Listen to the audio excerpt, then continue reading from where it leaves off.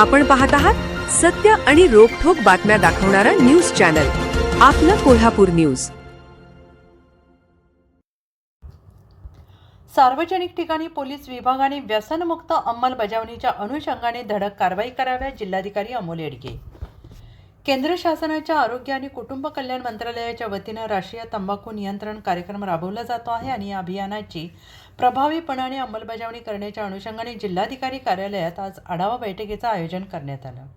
आगामी 3 महिन्यात विशेषतः शासकीय कार्यालय आणि जिल्ह्यातील सर्व शाळा महाविद्यालये 100% सिगारेट, तंबाखू आदी व्यसनमुक्त करावी असे निर्देश देऊन नियमांचे उल्लंघन झाल्यास त्यांना आर्थिक दंड आकारण्यात यावा अशी सूचना जिल्हाधिकाऱ्यांनी यावेळी केली। प्रारंभी या अभियानाचे जिल्हा सल्लागार डॉक्टर विक्रम आरळेकर यांनी जिल्ह्यात राबवण्यात येत असलेल्या विविध जनजागृती उपक्रम, शाळा आणि महाविद्यालयांमध्ये तंबाखू विरोधी मोहिमा, तंबाखू सोडलेल्या लोकांची संख्या, तंबाखू मुक्त शैक्षणिक संस्था, आरोग्य, पोलीस, अन्न औषध प्रशासन विभाग मार्फत दंडात्मक कार्यवाही आणि दंड वसुली तसेच कोटपा ॲक्ट 2003 कायद्याची जिल्ह्यात प्रभावी अंमलबजावणी याबाबत सादरीकरण केलं। या बैठकीसाठी जिल्हा आरोग्य अधिकारी डॉक्टर अनिरुद्ध पिंपळे, निवासी वैद्यकीय अधिकारी बाह्य डॉक्टर रेश्मा पाटील, शासकीय वैद्यकीय महाविद्यालयाचे वैद्यकीय अधीक्षक डॉक्टर भूषण मिर्जे, समुपदेशक श्रीमती चारुशिला कंसे, सामाजिक कार्यकर्ते क्रांती शिंदे,